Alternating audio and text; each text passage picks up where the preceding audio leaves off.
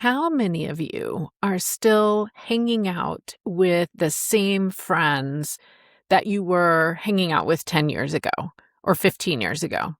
If you are, great. If not, do you ever wonder why? Or do you struggle with, should I try harder? Should I reconnect? Should I not? I'm not sure. Let's talk about it. Welcome to Mind Your Midlife, your go-to resource for confidence and success, one thought at a time. Unlike most advice out there, we believe that simply telling you to believe in yourself or change your habits isn't enough to wake up excited about life or feel truly confident in your body. Each week, you'll gain actionable strategies and, oh my goodness, powerful insights to stop feeling stuck and start loving your midlife. This is the Mind Your Midlife podcast. Before we jump in, a quick shout out to this week's sponsor, Vitamin G. If you want to boost your immune system, clear up brain fog, or just get a natural energy lift, you need glutathione. It's basically your body's master antioxidant for detoxing and anti-aging. And vitamin G puts all those benefits into a little pixie stick you can add to your drink. Check out the link in the show notes, CherylPFisher.com/vitamin G, and use code MindYourMidlife for 10% off. Now back to the show. Changes in friendships is something that I don't think anybody really talks about enough for this midlife stage, because there are a lot of things going on. As we always say, change in all aspects of life potentially going on. And that's true for them too, right? So what the heck is going on in our 40s and 50s with friendships? Well, let's list it out, because I'm guessing you're making a list in your head right now. So let's kind of put it out there. It's possible that you were friends with a lot of your kids' friends' parents. I always feel like I'm saying that in the wrong order. The parents of your kids' friends became your friends. And that's great. And that was true for me so much. My kids did activities and sports, and they played with the neighborhood kids. And so when you spend a lot of time with people, if they're nice, cool people, which these friends' parents generally were, then you end up becoming friends with them, right? So now, where are your kids? Maybe they're in high school, and so maybe you're seeing their friends' parents still. Some, I suspect not as much, because maybe everybody's driving themselves now. You're not organizing carpool. Maybe you're not doing so many PTA things. That was what it was for me. Or maybe they're in college, in which case everything potentially is different, especially if your child is living on campus, or at least, away from you while they're in college, or maybe they're out of college like mine are. It's still a bit mind-boggling to me, but even my younger has been out of college for a couple of years. Mind-blowing. So you're seeing these friends that were your kids' friends' parents less often. And maybe you have less in common with them now. And that's just normal. It's okay. That might be one of the things that's really impacting how you're sort of feeling confused about friendships. You're potentially just doing different things. And I think we have to sort of talk about the complication here, COVID. So interestingly, my story, I don't know how common this is. I'm curious to know if anyone else did this, but we moved during COVID. And it was kind of a good thing in hindsight for us, because it was this huge project that we had to work on. And so that was a distraction from sitting in our house feeling nervous about what in the world was going on in the world. We were downsizing, our choice, and it sort of all came about kind of quickly. So moving from one dream house to the other, and the other was smaller, and that was a big production of cleaning out and giving away, and how you do that during COVID. And so for us, it was like a really busy time. But I'm sort of digressing because the point is your friendships may have changed just because all of a sudden you weren't going and hanging out with people in person in the same way. And maybe you weren't doing that for a few years. Maybe you weren't, maybe it was a shorter period, maybe it was a longer, but it really changed for a lot of us the focus of how friendships work. And I remember I did Zoom happy hours with some friends, and that could be friends anywhere, right? And it could be friends from any part of life. I even did a Zoom wine tasting birthday party because I had a big birthday during that time, but it was change. And so coming out of that, now we're adding on, right? We have kids in different scenarios. We aren't seeing people as often because of those kids in different scenarios, because of that year or 2-year period of COVID concerns. Interestingly, for me, I started reconnecting with college friends, and one of my college friends lives here and has lived here for a long time. And so I always have seen her all the time. But then we discovered another college friend actually lived here. I didn't even know this. So then we started getting together. So it sort of changed to spending time with people that I knew from different parts of life. I have new neighbors in this new place that I live, which, by the way, is a couple miles from where I used to live. So it's not like I can't still see those people. But I gradually started losing touch with them. I felt sad about it for a while. I used to host every year for like 14 years. In the previous house, I hosted a holiday cookie exchange in December. And so we tried to get someone else to host it, but then COVID, it all fell apart. It was a weird change, but it was just convenience to a certain extent. You're seeing different neighbors. You're spending time with different people. And so those things could happen at any age. There's also changes going on inside us, biologically, physically. You are, if you're listening to this, I assume you're navigating perimenopause, menopause, postmenopause. You're somewhere in there.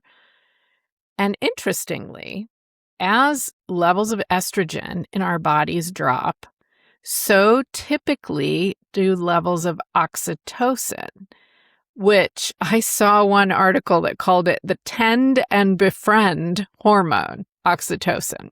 Now, if you're doing hormone replacement therapy, then maybe your estrogen isn't dropping quite as much. However, as my doctor reminds me, our estrogen still is dropping. If we're doing hormone therapy, it's bringing it up from the basement, but it's not bringing it up all the way to when we were 20 years younger.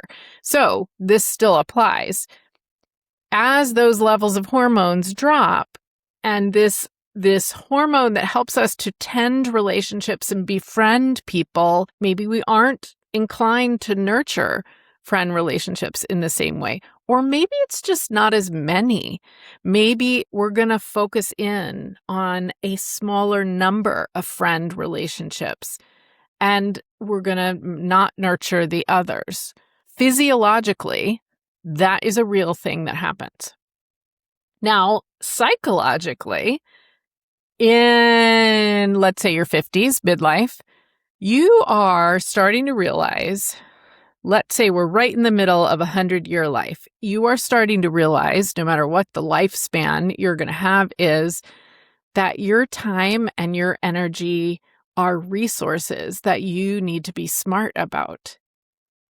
And I read a therapist calling this the developmental milestone of zero tolerance.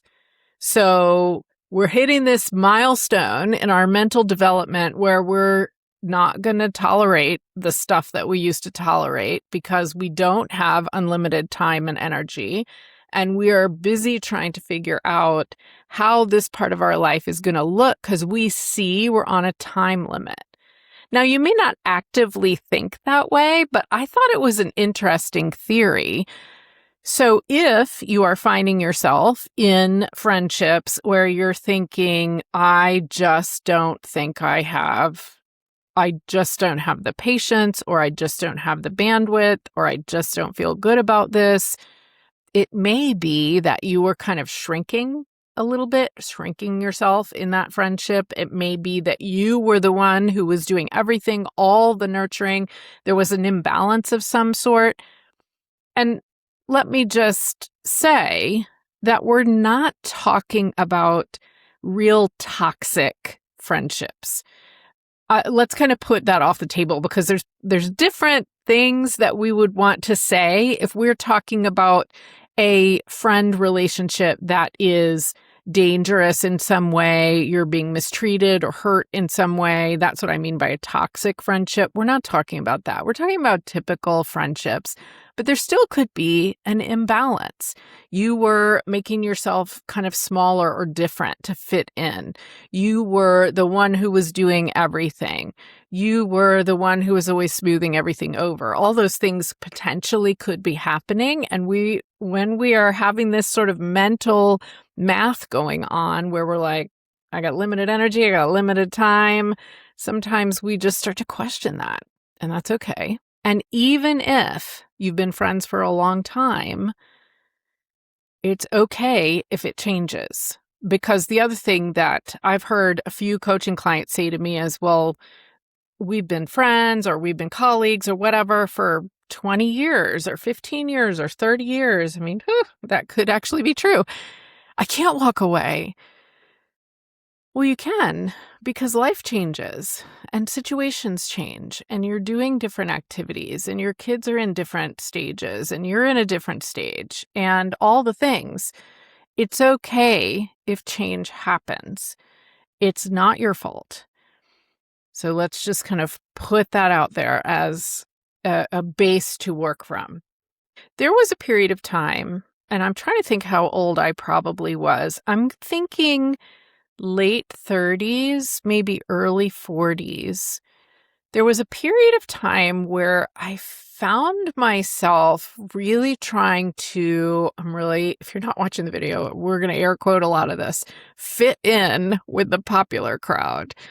And it's so odd to me to say that about like moms, but if you know, you know. It's true. So I was volunteering. Mind you, I was a full-time high school teacher at this point, and I had 2 kids. I still have 2 kids. I was volunteering for the PTA. I was the team parent for this and that. I was working in the snack bar. I don't even remember all the things. I was all the things. And I was kind of getting myself into the sort of in crowd running, again, I'm air quoting the heck out of this, running the show at the school or at the sports or whatever. And I wanted to be there. And there was a point where I realized a couple things. Number one, I didn't really have time for all of that. I was running myself ragged. Number two, I wasn't in the popular crowd in high school. I think we had kind of a middle of the road crowd if you're talking cliques in high school, but not the popular crowd. So it was almost like I was trying to sort of try again and like get in this different group, if that makes sense. And it's all ridiculous because any of the people that I was friends with and doing these things with at the time, they may or may not have thought that way at all. Right? This is all stuff in my head that I'm making up. So I say that to hopefully help you learn from my silliness. And so I started to evaluate, and this was back when I was first learning how powerful mindset was as well. I started to evaluate when I've been with this person, how have I felt afterwards? And I just want to pause and stick on this for a minute. When you've spent time with a friend, how do you feel during that time? Let's even go back. How do you feel beforehand when you know you have the plans? How do you feel during? How do you feel afterwards? And we're going to ask ourselves this with no judgment, just curiosity. Curiosity. How do you feel before you go and meet that person? How are you feeling during? How are you feeling after? Because I started to realize that I had a couple of friends where beforehand, I would look forward to seeing them, and during, I would have fun. But after, I felt kind of down on myself. I felt like I wasn't cool. And I wondered maybe I wore the wrong thing, or I don't know, little stuff like that. And again, this was me. I'm thinking of one person in particular. I don't think it was coming from her at all. It was coming from me. But there was something about that relationship that was not making me feel good. And so I started to pull back a little bit from a couple of different relationships as I realized that. Because some of the goals of having friends are to have a community, which is really important, even more as we get older. To have fun things to do, to have people to lean on when you need help, and to be able to help other people who are important in your life. And if those relationships make you feel bad, that's not part of the goal. So in this one particular example I'm thinking about, I just kind of went, you know what? I don't know what's making me feel kind of like a loser, if I'm being honest, after we're together. I can't pinpoint anything. There's nothing that has been said. There's nothing we've done. There's nothing, but I feel it. So I said, you know what? I'm going to just kind of lay low. And I didn't reach out to make plans for a while.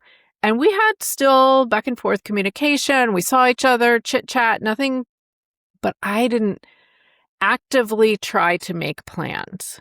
And in this particular relationship, that meant we didn't make any plans. And so that was enlightening for me as well, because I guess I was the only one making the plans, and she was either just used to that and that was fine, or she had no interest in trying to see me, but was happy to when I reached out. Whatever. I don't know her mind. That there was an imbalance. And in every friendship, there are the plan makers and the followers. I'm a very independent person, but I'm not the best at making advanced plans. I own it. I could live with it. I have a friend who's very good at making advanced plans. She absolutely ends up making more plans than I do. But we do try, both of us, to keep a balance. In this particular case I'm thinking of, though, we just stopped doing things. And I felt better. And I have no animosity towards her. I don't know that she even did anything that was wrong in any way. But that friend relationship was not healthy for me. And so I let it become we see each other when we see each other type of relationship. And I felt better. And that is okay. And because you're having so many changes right now and you're seeing potentially different people and you're doing different things, you may have some relationships like that. And maybe there wasn't this issue of feeling bad after you've seen them, although I do want you to kind of pay attention to that. Maybe it's just you're not getting around to it. They're not getting around to it. Maybe that's okay. Maybe it's okay to only see each other occasionally because neither of you get around to making the plan except for now and then. I have a couple friends that I hardly ever see now. However, when we do get together, we have so much fun. It's just going to be the thing that we don't do it that often. Maybe you end up not seeing them. I have some friends that have kind of really fallen by the wayside, and I still think of them kindly, but neither of us made an effort anymore. And that's okay too. So one thing you can think about is it a situation where you're feeling like maybe this friendship isn't healthy for me, I'm not feeling great about it? Is it a situation where you just need a bit of space for a little time? You need kind of like a time out, a break from that friendship, or the friendship is really over? And again, we're not talking about real toxic situations. We're talking about normal, typical friendships. And I would say, do you just need a bit of space for a period of time, or is it really over? It's a question of whether it's circumstances or whether it's this emotional drain that I was talking about. So maybe you have circumstances coming up. Maybe one of you is taking care of an aging parent and it's just scooping up all your energy and or your time. Maybe one of you is going through a divorce or some sort of relationship change. Maybe one of you is going through a career crisis. Maybe one of your kids is really struggling, even if they are adult kids. Maybe there's something going on for one or both of you that makes the friendship, the connection different for a period. That's okay. Maybe you want to make sure to still offer support, or ideally they would offer it to you. But it's okay if you can't connect as much and you're sort of taking a breather. When you do connect afterwards, if you're still feeling seen, if you're still feeling that this is balanced and this is healthy for you, great. It's okay to have a little season that was different. When a friendship is really over, is what I was talking about how you feel. And I hate to use the words good and bad. I feel good. I feel bad. I felt just judged, small, uncool. I don't know, something along those lines. Maybe you start to notice there's a bit of a competitive thing going on. Maybe every conversation becomes this like one-up thing with each other. That's not healthy. Maybe you are starting to catch some passive-aggressive stuff. Maybe you're always providing everything, support, help, making the plans, checking in, and they're not doing any of it. Or maybe they're doing that and you're not doing any of it, right? We could be on either side. In particular, if you sort of make a boundary where you say, I don't want to talk about that anymore, but I would love to go, do this fun thing with you or whatever. And it becomes weird, anger, guilt trips, passive aggressive stuff. If any of that is going on, then it probably is time to move on from that friendship. And how do you do that? How do you move on from a friendship? Do we need to break up? Like, what does this mean? Okay, so I don't particularly love confrontation.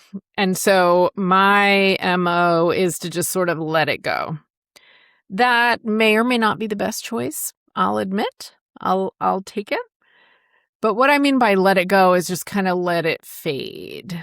And there's nothing wrong with that, because maybe there's no animosity, but the friendship's out of steam. You're living different lives. Or maybe you were the one who was doing everything, which was kind of the case in the story I was telling you earlier. Then kind of a fade out is okay. It is okay to just stop making plans. It is okay to just stop reaching out. And in fact, I know someone who's been going through this year, where she was really realizing she was being taken advantage of a lot. It was very imbalanced. It had worsened from how it used to be, which is sad. It's sad. It's sad to take a friendship that has been around many, many years and to realize that this other person is changing. And honestly, we're both probably changing, right? You're probably changing and they're changing. But this person was changing so much that my friend was feeling really taken advantage of all the time and not supported and not feeling like her friend was interested in her at all. And she just kind of let it go. And so if her friend reaches out to her, she will be kind, but she's not going to do it anymore. And it's okay to do that. It's okay that circumstances change. Now, where you have to sort of have the conversation, even me being like averse to confrontation, sometimes we have to do the right thing. If this is a really deep, long-term friendship and you're kind of pulling back and you're not making plans so much and all of that, and the other person is really reaching out and seeming confused, then you need to have a conversation, because we don't want to cause other people to feel the way I'm talking about us not wanting to feel, right? We don't want to be the cause of that. So maybe you say something, this is hard, right? Like I feel it being hard as these words are coming out of my mouth. Maybe you say something like, and saying I statements is kind of a smart way to do it, but I've been thinking about where my energy is going. I just think I need to kind of pull back a little bit and focus on whatever, something else. I mean, that's a little bit still vague, but it's kind. You could say this isn't about blaming you in any way. It's about just what I can handle in my life right now. It's okay to have that conversation. And you don't have to have that conversation. It's okay to let it fade out. There's a quote that people come into our lives for a season and a reason. And that's really true. I have friends that were friends during one phase of life, and the friendship gradually faded into the next phase of life. Again, friendship gradually faded. I have some friends, even a couple of friends that I hardly ever see because of distance, that we get together and it's as if all these years haven't passed. Every friendship is different. So you're evaluating how the friendship is making you feel, how the interactions are making you feel, and you're checking in on your mental wellness related to this friendship. And you are not giving yourself any guilt trips about it. Because there's a lot of guilt when we walk away from a friendship. And there's loss too. If you're dealing with loss of friendship, there's something called disenfranchised grief, which is grieving something that society doesn't really recognize. We don't go to a ceremony for like we do for a funeral when we've lost someone who has passed away. Divorce, loss of friendship, struggles between family members, or estrangement. It's a little bit harder to grieve those things, but give yourself time, allow yourself to be sad and to mourn, in our case, that friendship. And gradually try to focus on, I'm so thankful that that friend was in my life during this phase in your 20s or in your 30s or when your kids were in middle school or whatever it was. Thank goodness for that friendship at that time. It was fabulous at that time. And we've lost touch, and that's okay. Because both things can be true. You can miss the friendship that you had then, and you can know that that friendship is not the right fit for you now. Both those things can be true right now. Another thing that can be tricky here, and I'm just going to touch on it because there's a whole lot more we could talk about this. If this is a group friendship situation and you have realized that one person in the group is making you feel bad or making you feel some kind of way, and you're kind of distancing yourself from that friendship a little bit, it can get a little tricky with mutual friends. So what can you do? It's okay to hang back from the group chat a little bit. You can mute it. You can stay in it. It's okay not to be in the middle of every conversation. You can keep up with people individually. It's also okay if your mutual friends are asking you about it to say, just kind of taking some space, and here's why, in a kind way. What do you do if you run into them or if you're in a group thing? Well, again, we're not assuming this is a toxic relationship. We're just assuming you're taking some space. The friendship has run its course.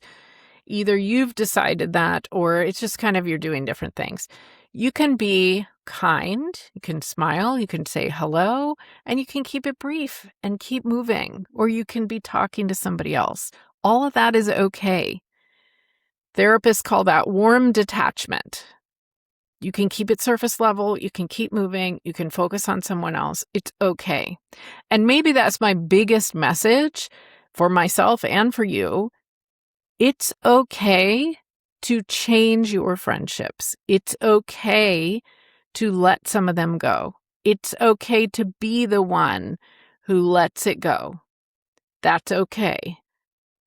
You have a lot going on in midlife, and if this is not a fit for you right now, it's okay. We're not going to have the guilt. And maybe, and this is what happened to me when I was talking about this earlier, maybe you're going to have more space for other things in your life. Maybe you're going to feel better. Maybe you're going to recognize some other people in your life that you'd like to have stronger friend relationships with. And you didn't have the bandwidth, the energy for them before because this other thing, this other person, this other relationship was dragging you down. That's okay. And maybe you're taking up a new hobby like Mahjong, and I'm going to put the Mahjong Changemakers episode in the comments because we talked about this a lot. And you're finding a new community. And maybe it's a sport, maybe it's a game, maybe it's a hobby. Now you have the energy and the bandwidth to do that. And that's a really good thing. It's good to evolve. It's good to be able to have room to be happy. So the one thing I want you to take away from this is that sort of mental check with yourself about your friendships. When you're making plans with someone, I want you to ask yourself, am I really excited about this? Do I feel energized? Do I feel seen? After spending time with someone, I want you to ask yourself, do I feel seen, energized, or do I feel kind of depleted, anxious, small, wrong in some way? Because your feelings are valid, and trusting your instinct, trusting your gut feeling with these relationships is powerful. Friends are in our lives for a really important reason in midlife. It's community, it's mentally propping each other up, it's emotionally propping each other up, and we absolutely don't want it to be doing the opposite of that.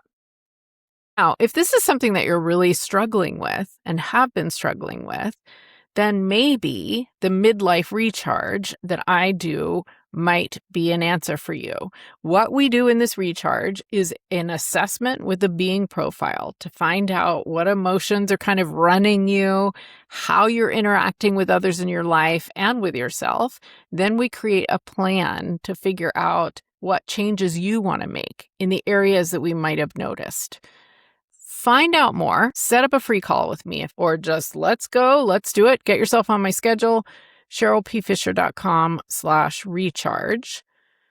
And make sure you hit follow because next week's episode, we're going to be talking with an expert in helping you heal the underlying issues behind alcohol and drinking without having to go cold turkey. I'm looking forward to that one. And of course, remember, if your brand or your business is looking for ways to reach savvy midlife women, there are some sponsorship slots available in the upcoming months on Mind Your Midlife. Go to CherylPFisher.com/MYM sponsor info and take a look. The link will be in the show notes. And until next time, keep remembering, midlife is your time to take just a little bit better care of yourself. On the outside, and on the inside, a little bit better care makes a huge difference.